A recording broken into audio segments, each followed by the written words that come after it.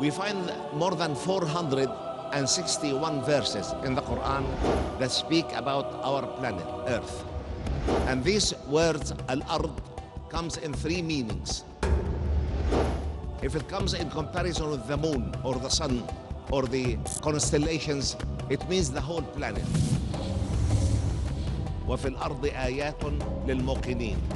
Verily, in the earth are signs for those who are truly believing in Allah.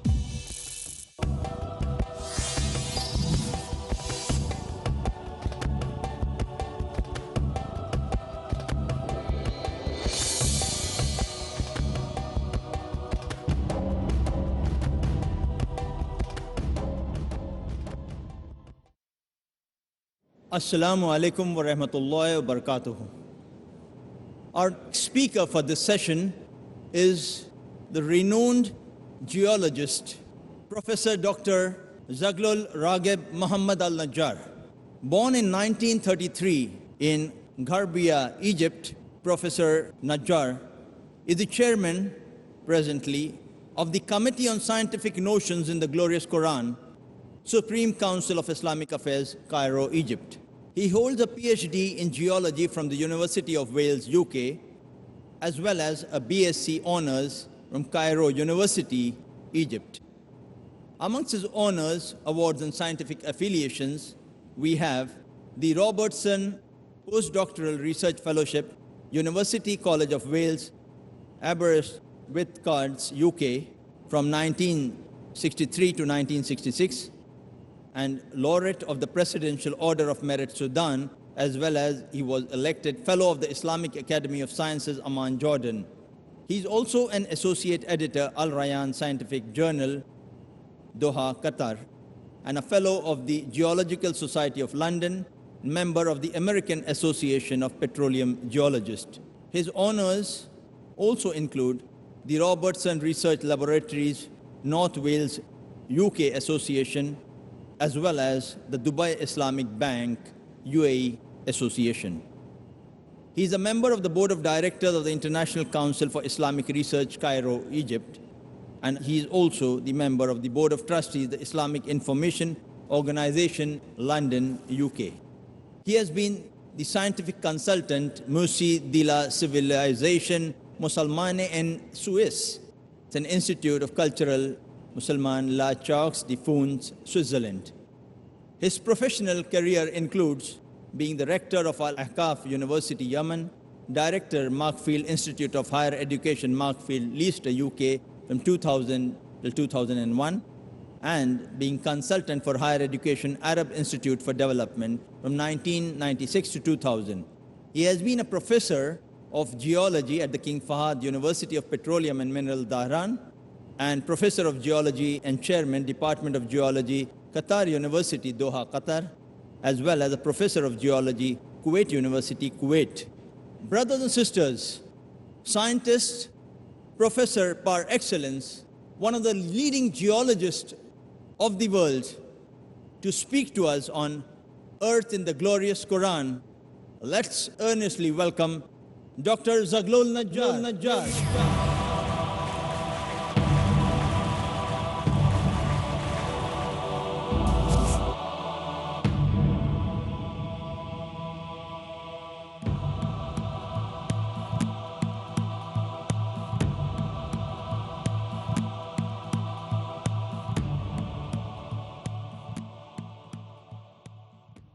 May Allah's peace, mercy, and blessings be with you all.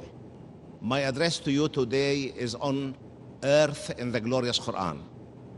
And before I do this, I would like to emphasize the fact that the Glorious Quran is basically a book of guidance to man in areas that cannot be clearly addressed by man, such as the area of faith, the area of acts of worship, the area of the moral code, and the area of the code of transactions with others.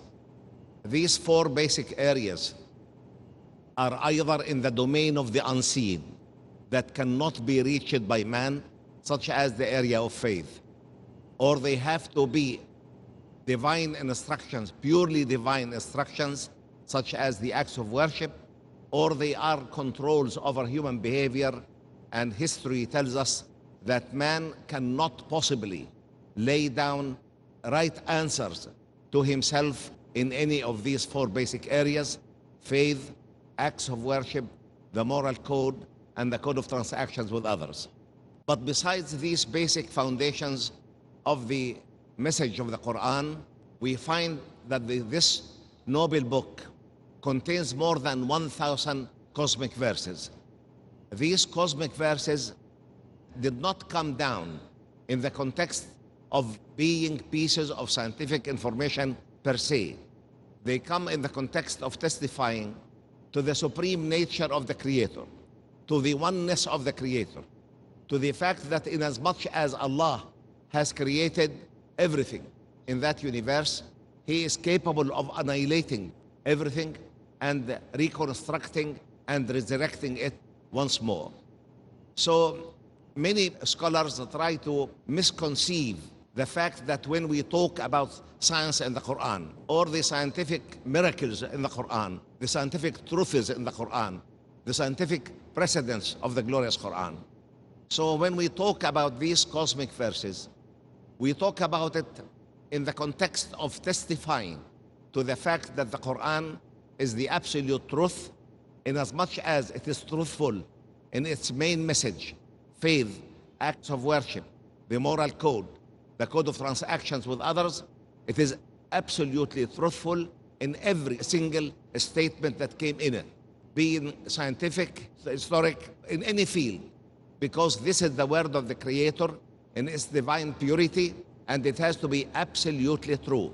Because of this, I wanted to talk to you about the scientific notions in the glorious Quran about the planet we are living in, Earth.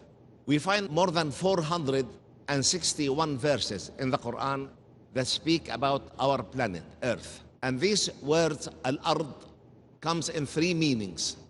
If it comes in comparison with the moon or the sun or the constellations, it means the whole planet. If it comes without reference, it can be either the continental masses we are living on or the soil section on top of these continental masses. And I'll begin by the first verse where the Quran reads, وَفِي الْأَرْضِ آيَاتٌ لِلْمُوقِنِينَ. Verily, in the earth are signs for those who are truly believing in Allah. Of course, this verse alone needs a complete lecture by itself, because if we study the earth, we can see that everything in that planet is absolutely precise. The mass, the volume, the distance from the sun, the distance from the moon, the relationship with the other planets, the various cycles on the surface of that planet, the rock cycle, the water cycle, the atmospheric cycle, the life cycle. Everything is carried out in absolute perfection that testifies to the fact that this planet cannot have made itself by itself, and it can neither be the product of a chance or an accident. It is the work of the Creator, and it testifies for the might, knowledge, and wisdom of that Creator. I'm not going to stop too much in that verse because it needs lots of elaborations. But let me say that if the earth was slightly bigger than its present volume and mass, it could attract a much heavier atmosphere that cannot allow anything more than the size of a rat to exist. If it was slightly closer to the sun, the amount of heat coming from the sun would burn everything, would evaporate the water, would really change the atmospheric composition, and would make this planet completely unsuitable for life. If it was further away from the sun, everything would freeze and life could never exist. So Allah is directing our attention to the marvels of creation in the planet we are living on alone, which is only a tiny speck in a highly vast, immense, and complicated universe. Another verse reads, وَالْأَرْضَ بَعْدَ ذَلِكَ دَحَاهَا أَخْرَجَ مِنْهَا مَاءَهَا وَمَرْعَاهَا. Allah subhanahu wa ta'ala, all glory be to Him, is speaking about successive stages in the creation of the universe. And one of these stages is Zaghloul Al Najjar. وَالْأَرْضَ بَعْدَ ذَلِكَ دَحَاهَا أَخْرَجَ مِنْهَا مَاءَهَا وَمَرْعَاهَا. And the earth, Allah has further expanded, and through that expansion, He has gushed out from within the earth both its water and its pasture. And it's amazing. These two verses really contain an immense quantity of scientific knowledge that was not known to anybody at the time of the revelation of the glorious Qur'an, or even for centuries after the revelation of the glorious Qur'an. Ad-dahwa in Arabic is a precise Arabic word that means al-maddu wal-bastu wal-ilqa, throwing away, expanding the area, and increasing its dimensions. And this is a very important word that describes the work of a volcanic eruption. When a volcano erupts, it throws its magma, which solidifies as rock and increases the volume and the extension of the volcanic cone. And in this way, Allah has created the continental masses. Science tells us today that the earth started in its very early history by an inundating sea. There were no continental masses. Then Allah caused the central part of this inundating ocean to be rifted, to be deeply rifted. And as a result of that rifting, the magma started to ooze, to come out.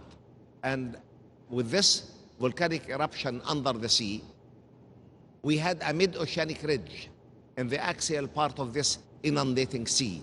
Existing ocean, we have a mid-oceanic ridge. The very first prominence that came above water was the land of Mecca. And from this peak, Allah has extended the landmass through volcanic eruption and formed out of this one single continental mass, which is known as the mother of continents, or the continental mother. Allah has split that mother by faulting into the 7 main continents of our time, and these continents started to drift away from each other until they reached their current positions, and they are still drifting away from each other.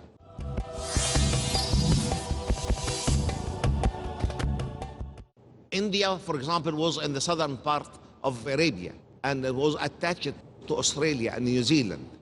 So the continents are moving, are drifting away from each other. And that's why the Quran spells out this fact more than 14 centuries ago, which was only disclosed to man in the late 60s, early 70s of the 20th century. وَالْأَرْضَ بَعْدَ ذَلِكَ دَحَاهَا. And the earth, Allah has further on expanded, and I put between brackets, through volcanic activity. And when Hadrat ibn Abbas, may Allah be pleased with them both, was asked, what's the meaning of Dahaha? He said it was explained by the following verse, أخرج منها ماءها ومرعاها. And I think I mentioned in the previous lecture that the earth is the highly endowed with a great quantity of water than any other planet we know of. The richest planet in water is our earth. Our earth, Allah has bestowed this earth by 1.4 billion cubic kilometers of water. And scientists wondered where that immense quantity of water has come from. Many theories have been put forward, which all collapsed. Finally, towards the end of the 20th century, it was noticed that through volcanic eruption, billions of cubic meters of water can come out from within the earth. And it was finally proved that all the huge quantity of water on the surface of our planet was physically gushed out from within the earth through volcanic or via volcanic activity. وَالْأَرْضَ بَعْدَ ذَلِكَ دَحَاهَا أَخْرَجَ مِنْهَا مَاءَهَا وَمَرْعَاهَا. The verse says Allah has gushed out from within the earth its water and its pasture. The number of volcanic vents on the earth, the frequency of eruption, the quantity of water coming out with every eruption gave us exactly the same figure, 1.4 billion cubic kilometers of water. So it has been finally proved that all the water on the surface of our planet was physically gushed out from within that planet, a fact only known at the end of the 20th century, for the Qur'an, a book revealed more than 14 centuries ago to an unlettered Prophet sallallahu alaihi wasallam in an unlettered society, is a testimony that the Qur'an cannot be the work of man, because no man knew this fact before the revelation of this verse, except Prophet Muhammad probably sallallahu alaihi wasallam. But no man knew about this fact until the end of the 20th century. أخرج منها ماءها ومرعاها. Allah has gushed out from within the earth both its water and its pasture. A Bedouin at the time of Muhammad, peace be upon him, would read these two verses and he will see, yes, when rain comes down, the earth becomes covered green grass and life starts to show. But nowadays we understand this verse, word pasture, ماءها ومرعاها, by the fact that the second abundant gas that comes out after water vapor from volcanic vents is carbon dioxide.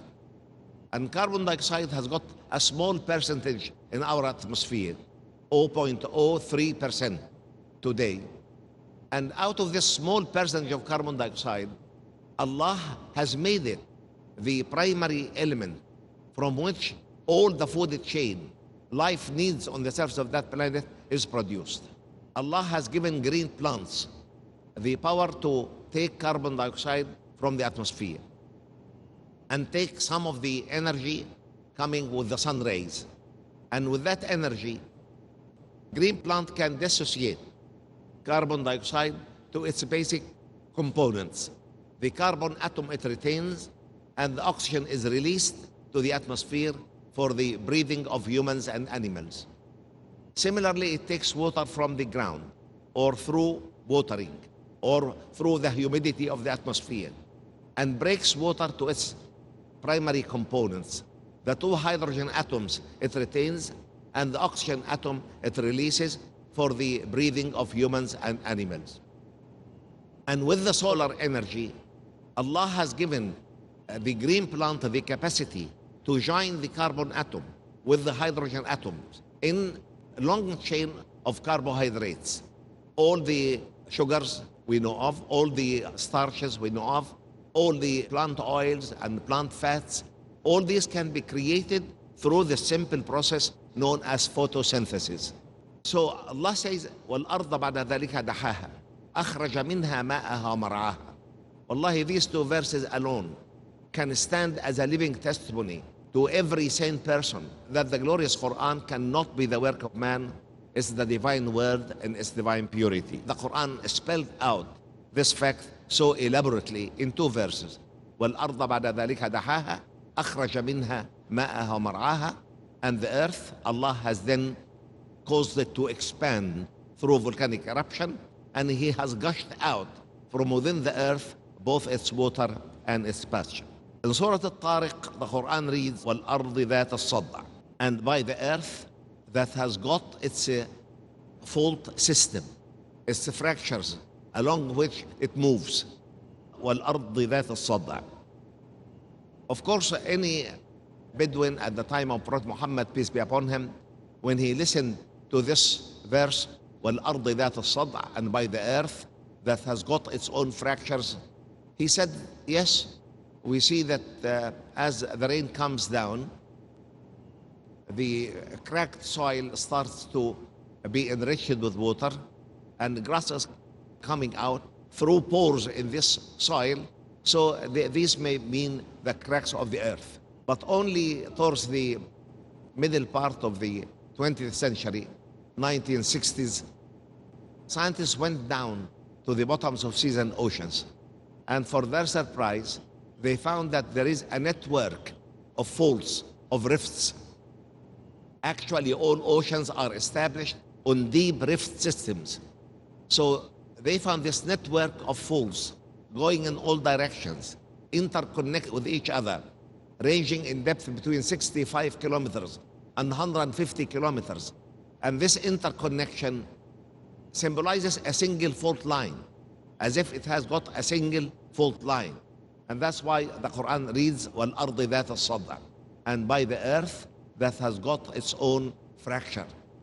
And earth scientists today admit clearly that one of the basic criteria of our planet is that it's a deeply rifted planet.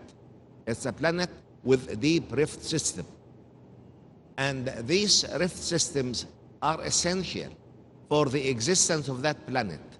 because within the earth there are immense quantities of radioactive material. And this radioactive material, Allah has given it the characteristic of natural spontaneous decay. And as a result of that decay, immense quantities of heat is produced.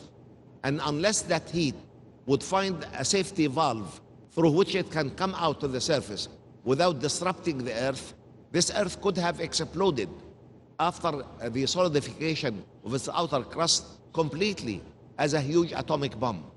So Allah is showing His bounties upon us by giving the earth the necessary system that can maintain its existence.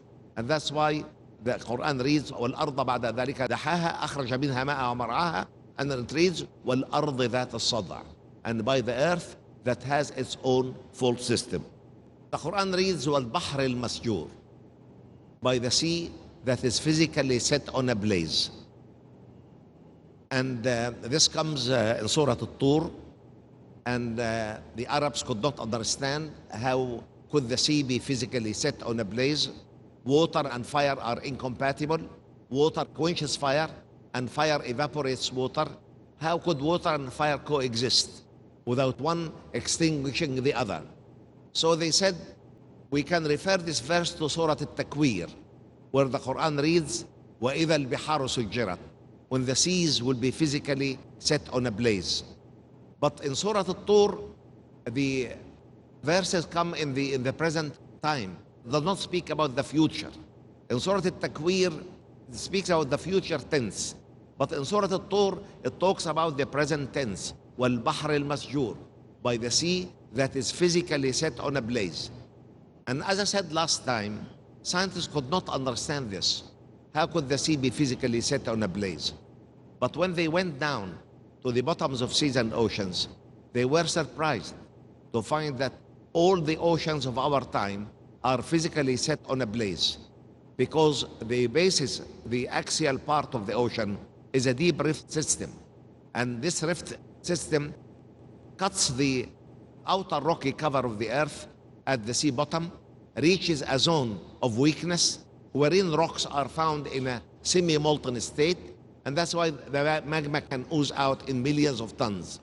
The magma at temperatures of more than 1,000 degrees centigrade evaporates water. The water rises up, finds cool water, condenses, comes back. It slightly quenches the magma, but new magma can come out. And this process can maintain the bottoms of all the oceans of our time to be physically set on a blaze. And this is one of the most amazing phenomenon to oceanographers and ocean scientists in our time.